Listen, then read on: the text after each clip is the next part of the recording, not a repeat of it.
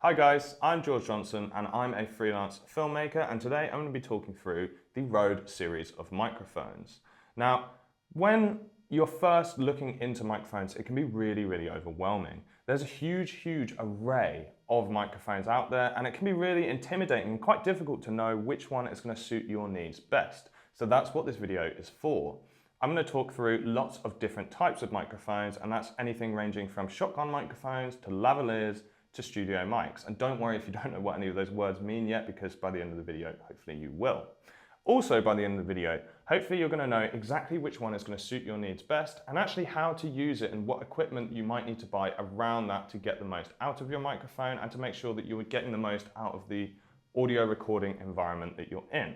So let's get straight to it so you can find out which microphone should be in your camera bag. So the first type of microphone I'm going to talk about today are shotgun mics. Shotgun mics are the ones that you see on top of a camera, or not always on top of a camera, but quite conventionally you might be familiar with the ones that sort of vloggers use. They vary from being around this big to, once you get up to like really big productions, they can get easily this big. They're used over all aspects of the film industry. So that, as I said, it's used for vloggers, but it's also used in like massive cinema line productions. Shotgun mics are highly directional, which is really nice and confusingly named, because that's really not what I think of when I think of a shotgun. I think they should really be called sniper mics, but they're not. They're called shotguns, so that's what we're going to go with. And they're highly directional, which basically means that you can point it from quite a long distance. Usually shotgun microphones, you can record from a very long distance away and you can get a very precise sort of print of audio like coverage. So basically it means that they're really useful for when you don't want to have your microphone in shot for any reason. Now, for example, right now I'm using a lavalier. You can see the lavalier, but of course some people don't want that aesthetic. That's fine for a YouTube video, but for a short film, that's not going to work. So you're going to basically have to hide the microphone. Now you could try hide the lavalier, but most often people use shotgun mics. Shotgun mics often run off phantom power. Now, if you don't know what phantom power is, I'll just explain it for you now. It basically means that it uses an external source of power to run the microphone. So for example, if I was recording with a shotgun mic and I had it wired into a camera and I had it set to phantom power, then rather than using any kind of internal battery in the microphone, the microphone would be powered from the camera itself. A lot of shotgun mics actually won't even have internal batteries at all. They're only designed for phantom power.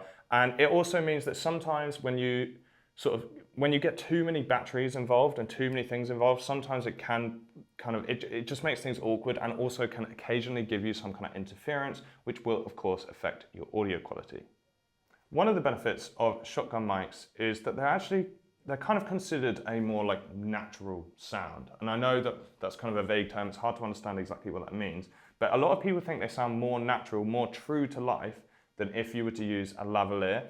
And there's a few reasons for that. It's often because when you're recording with a shotgun mic, it's going to get some kind of atmos. Even though it's highly directional and even though it's fully pointed at your voice, you're going to get some sort of bounces, even if that's a mic being pointed sort of, a lot of the time they don't point directly at the mouth, they point sort of slightly below. So then it might be like a little bit of bounce or reverb coming off my chest or something like that. There's a whole host of reasons why they're considered to be more natural, but it's just a little perk. I think it's also probably partly because of how commonly used shotgun mics are. They're probably the most commonly used microphone for film work. So again, I think part of that naturalness comes from the fact that when we watch videos online or movies or whatever it is, we're so used to hearing shotgun mics because they're the most common type of mic that actually it sounds more natural to us through the repetition. But we don't always want to use shotgun mics for everything, because they of course have their own limitations. One of the limitations of a shotgun mic is movement. So for example, if we had a shotgun mic like rigged up to me right now where it was pointing directly at me and then I moved like this, it basically would mean that then the shotgun mic is going to be going against the wall and you're going to get a completely different type of sound to when I'm directly in front of it. So it can be really difficult when there's a lot of movement involved. Of course, on big sets and stuff, you might have a boom op and you might have the luxury of having something like that, and then the boom op can follow me around as I move. But that's not always going to be the case, and you still need a good boom op if you're going to do that. So there are some limitations in terms of that. One of the other limitations is also wind noise.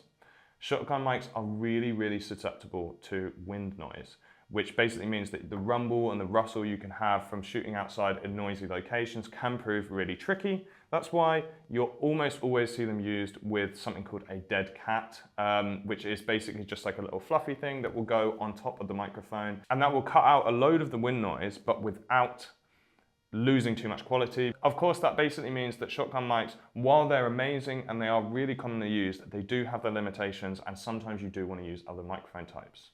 So there was a brief overview into shotgun mics. Now what I'm going to do is I'm going to go through a few different models and show you guys how they can be used in different ways and how not all shotgun mics are one and the same. So the first microphone I'm going to talk about today is the Rode VideoMic MEL Lightning. This microphone is specifically designed for use with smartphones, and actually specifically only iPhones. So sorry out there Android users, you're just going to have to skip over this bit.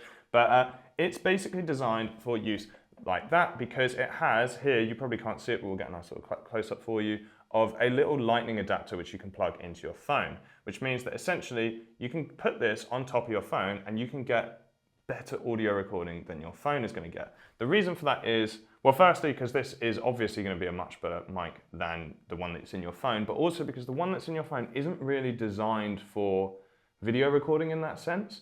It's designed for phone calls and things like that. And of course, modern phones have several different mics, but generally speaking, you know, they've been designed with sort of users in mind rather than people that are trying to make like really nice, clean content videos. So if you still want to shoot on your phone, but you want to make sure that you're getting really top-notch audio, like I know people that use these that do stuff like yoga classes and their own yoga videos, because obviously, you know, they're not always going to be the most tech-savvy people. You don't want to get bogged down with all these fancy cameras and all this fancy tech, but you do realize that you're probably quite far away from your phone and maybe you're not going to get the cleanest sound. So it's a really good option for that.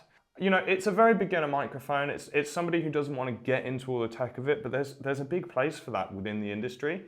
And actually the price reflects that too. It's a very cheap microphone. It's the cheapest microphone I'll be talking about today. So it's worth a look if that's something you're interested in.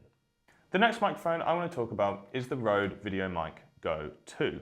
This one is going to offer better quality than the one I just spoke about, largely because it's quite a bit bigger.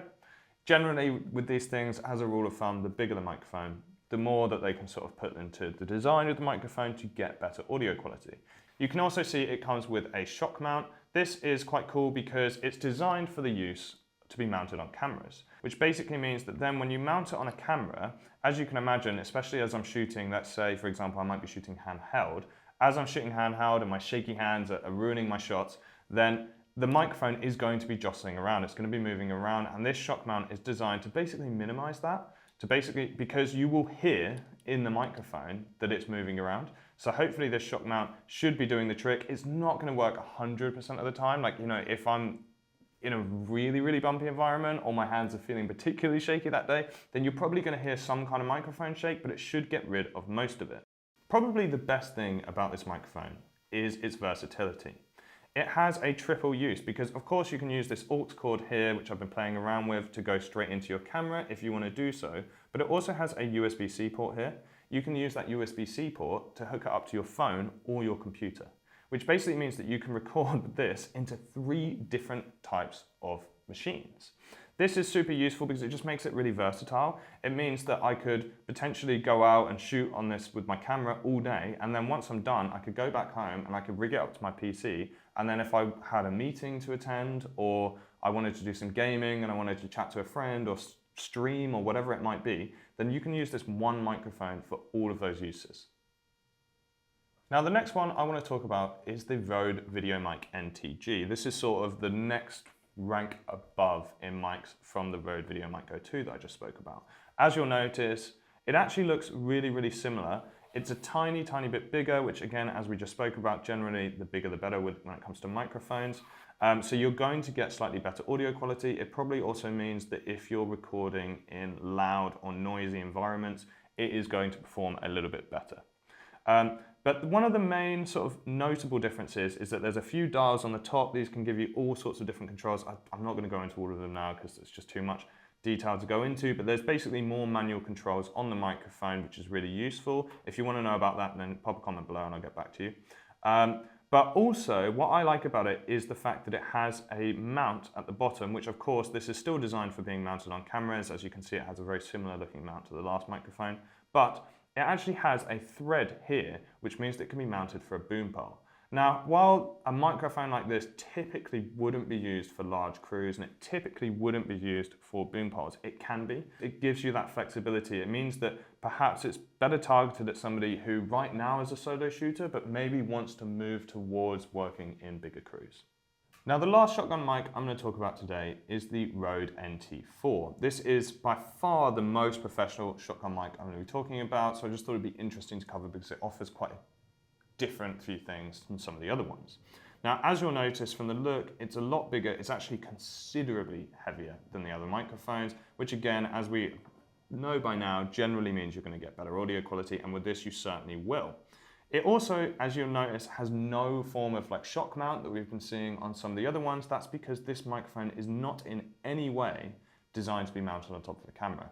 It is purely designed for use with a boom op and a boom pole, which basically means that you can mount a boom pole onto the bottom here, and then you can hold it, and usually you'd have a dedicated crew member for holding the microphone, but even if you don't, you can use sort of all different sorts of arms to basically make sure that the microphone's in the right position.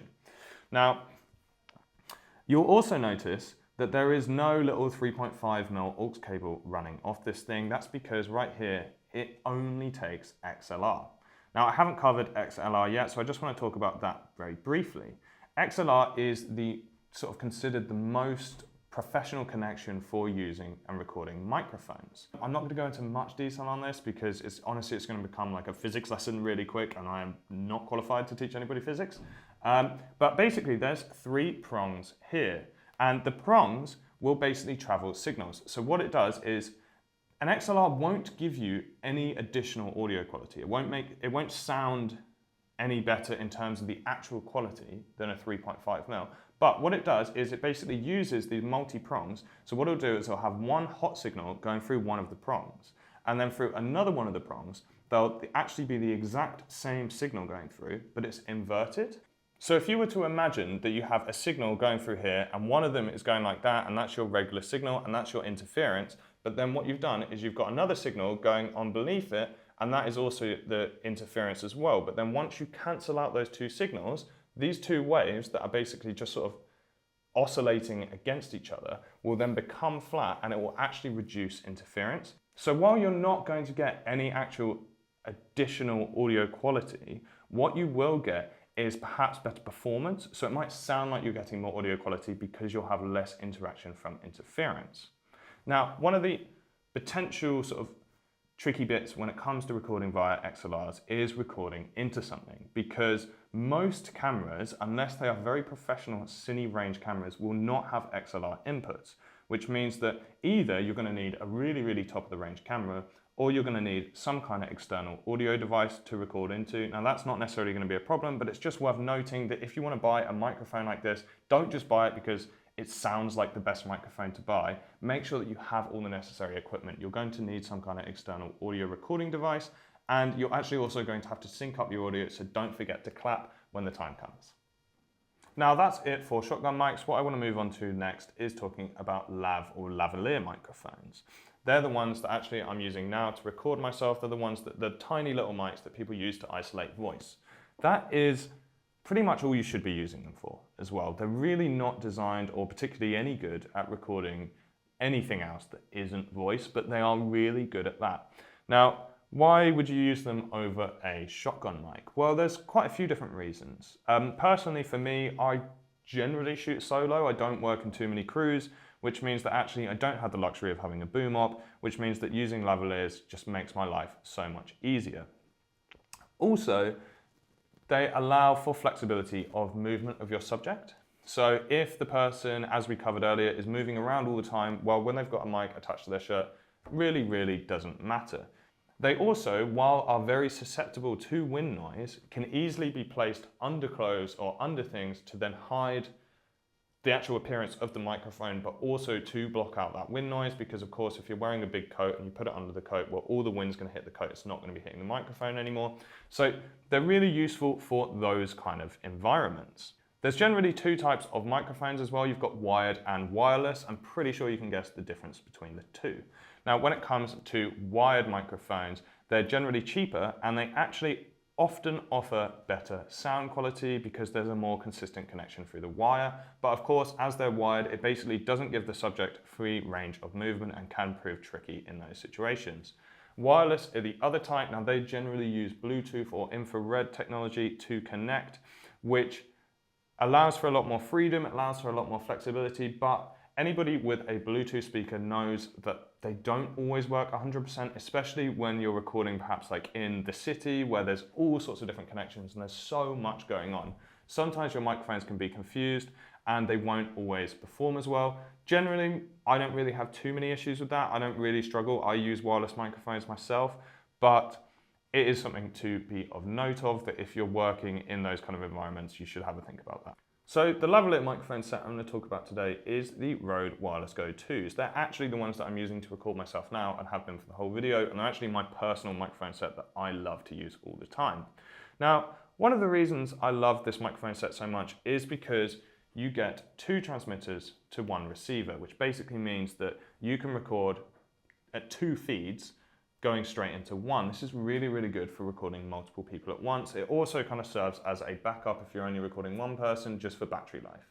Now, the way that you can do that, you can set it up in two different ways. You can have both microphones going into their own individual stereo channel. So you can have like one microphone being recorded into the left channel and one microphone being recorded into the right channel, or you can have them both go into the same mono channel. So essentially it means that you have the flexibility. If you have two different people that are in two different environments and maybe they speak at different volumes and you want to process the audio differently, then you have the ability to do that. But if you want a faster post workflow and you don't need to worry about any of those things, then you can basically have them both go into the same channel and then straight out the tin, it's going to be perfect. They also offer some really cool flexibility in the fact that unlike most lavalier sets, you just get the box, you don't actually get any like microphone with them. But these ones have a microphone on top of the transmitters, which basically means that I can speak directly into the microphone here and it will be recording audio. Now this is really cool because it means that you don't need to use them with lavaliers if you don't want to. It just allows a lot of flexibility, which is really uncommon in a microphone like this. Usually they will not come with any form of mic. Another feature which is really nice about the Wireless Go 2s is the fact that they actually have an internal source of memory, which means that when you're recording into them, they can record up to 14 hours of audio. So right now, I'm recording into the camera. I have a Wireless Go 2 set going into my camera, but for example, if something went wrong with the audio in my camera or something went corrupted or all sorts of different issues could occur, I could then just plug the Wireless Go 2s themselves into my computer, use the app to retrieve that audio, which means that it's not lost. So it basically at all times gives you a backup, and with that backup being 14 hours of audio recording, that's quite a lot. So that means that if your audio guy makes a terrible mistake and, for example, accidentally plugs in the microphone input into your headphone jack or something, which is an easy mistake to make, it really doesn't matter because you can retrieve all that audio later. Now, next I want to talk about the Lavalier Go. Now, obviously I'm using a lavalier to record myself, and most of the time when people use lav mics, they will actually use the lapel themselves. There's many reasons for this. Now, while you can use the built-in mic on this sort of system themselves, personally, I don't think it looks good. I don't like the look of it. It's really big, it's kind of clunky, it's really noticeable that I'm wearing a big fat microphone. Now, generally speaking, most video creators, even ones that do stuff for YouTube, kind of like to hide your microphones. It's kind of just like an unwritten rule that generally it makes your production feel a bit more clean, and lavaliers really help you do that because they're so much smaller than the microphones in these. Now they come in a huge variety. There's so many different lavaliers you can buy. Now I've got the Lavalier Go's. These offer really nice sound quality, so they're a good option to use. One of the cool things about the Lavalier Go's as well is they actually come in several different colors. So you can get them in, for example, you can also get them in white. This is cool because if your subject is wearing a white t-shirt, like if I was wearing a white t-shirt right now, but I was using this black lavalier, it's so incredibly obvious. Whereas if they come in white, it means that actually it's just a little bit less noticeable and it actually can make a big difference. And for perfectionists like myself who like to try and hide these things, it really helps you do so. The last accessory for the Wireless Go 2s I want to talk about is the Interview Go. Now, as you can see, this looks like what I would call probably a more conventional mic that like the public are more used to seeing. You know, this is something that you'd see in all sorts of different shows. Now, it's really cool because it has this little attachment. You just take the dead cat off and then you get one of the transmitters from the wireless goes.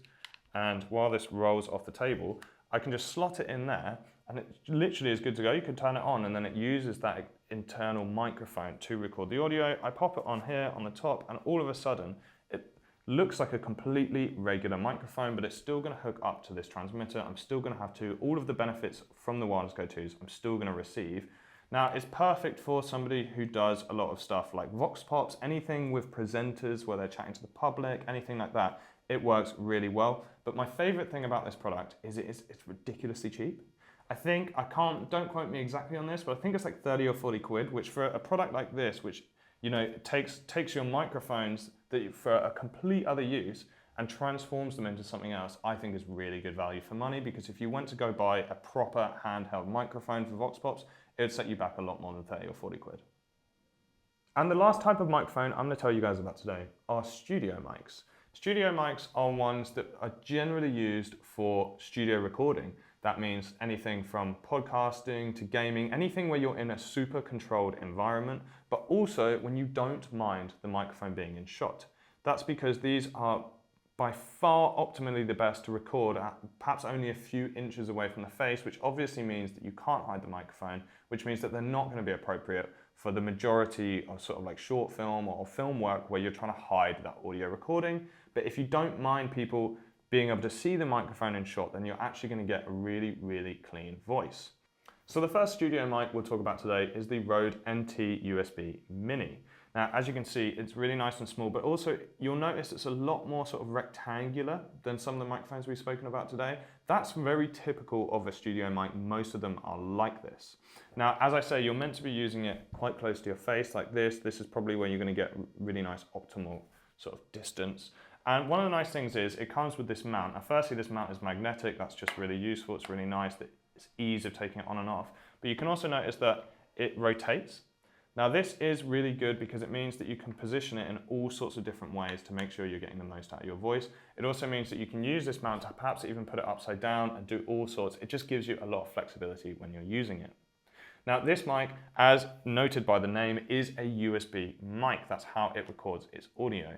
That means that it is not designed for use with cameras, but specifically targeted at PCs and smartphones and tablets and other such things.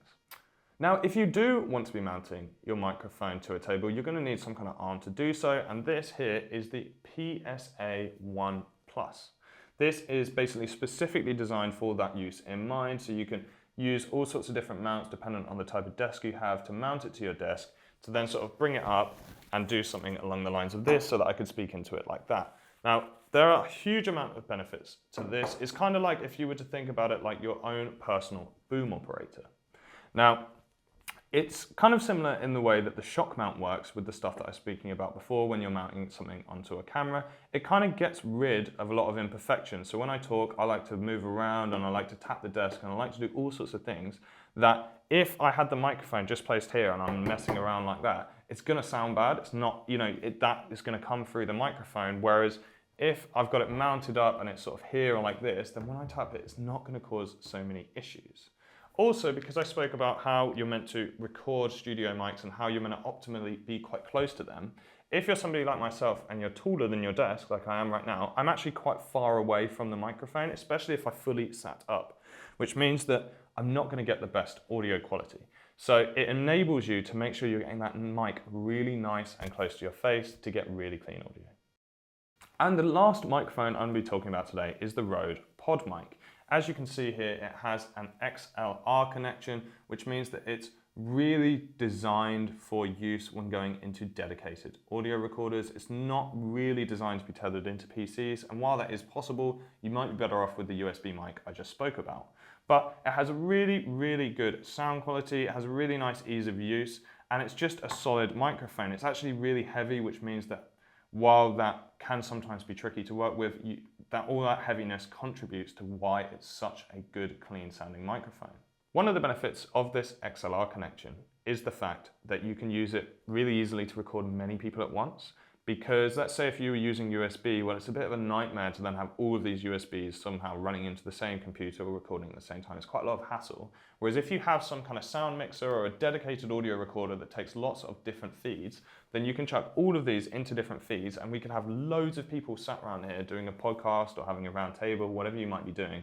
And you can get really clean, dedicated audio for each person running into the same system, just so much simpler and easier you can than with USB. So it's just worth noting when it comes to these different types of studio mics, do I want XLR or do I want USB? You know, there's a lot of other factors, but to me, they're the main two to be considering.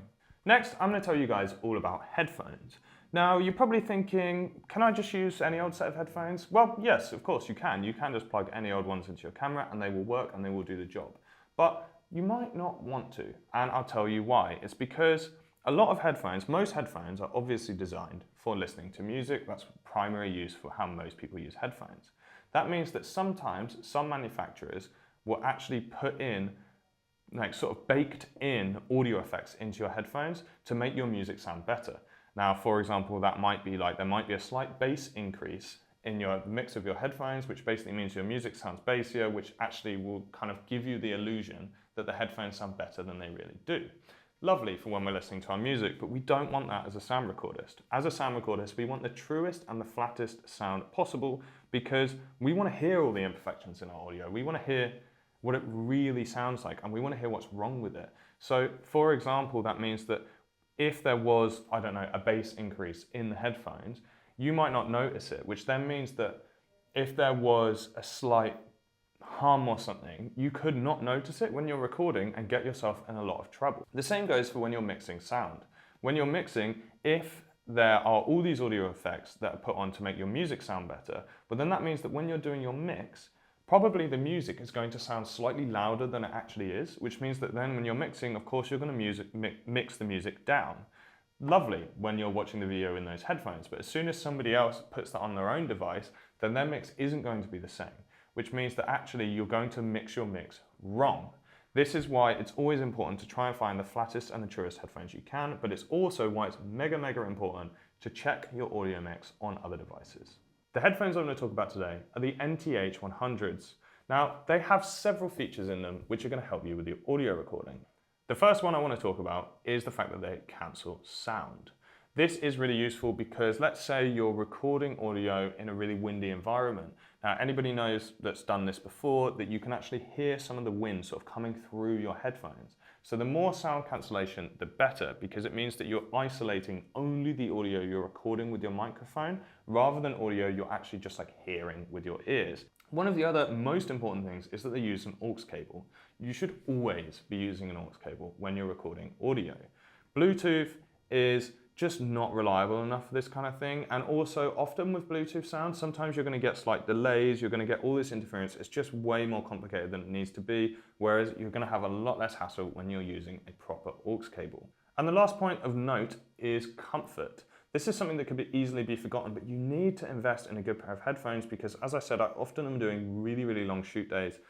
Often I'm having to wear my headphones because of the audio I'm recording for the entirety of that shoot day. I will never take them off because you shouldn't really, because you always want to be safe when you're recording. You always want to make sure that your audio is going to be top notch, which means that if you're going to wear headphones for 12 hours in a day, you need to make sure they're comfortable. You need to make sure they're nice to wear. Otherwise, you're just going to have a horrible shoot day. So I hope that video was useful. That's all the microphones I'm going to talk about today. Now, there is a lot more that could be said about these microphones, which I'm not going to go into because we just don't have time for that. But if you do want to learn more about microphones, I'd say I didn't cover sort of noise prints and how sort of the diaphragm of certain microphones can affect the way that they're recorded and the way that they're designed. So I think that's probably the next sort of natural progression for you guys to learn about. So if you do want to learn more, then perhaps have a quick Google in terms of noise prints and how different types of microphones behave differently. That's something that, to be honest, it warrants a whole video on itself. So perhaps Wex will give you one of those in the future. Now, when it comes to deciding which one is right for you, I really hope that has helped. I generally shoot with lav mics because I'm kind of solo shoot a lot of the time. I'm quite run and gun. I'm a bit more ad hoc. I'm not the most organized type of guy. So the lav mics really help me with that. But when I'm working in larger crews or recording Atmos, I will often tend to use shotgun mics as well. I generally use a combination of the two, but I'll be interested to hear what's right for you guys. And as I didn't go into too much detail on all of the different microphones today, then please, if you're interested, just leave a comment and I'll get back to you with all of the nerdy information, because I wanted to make sure this video is nice and beginner friendly. But if you're not a beginner and you're a big nerd like me, then put some comments down and I'll see how much I can help you. But apart from that, I don't really have anything more to add. So I'd just like to say thank you so much for watching this video. I really hope you enjoyed it.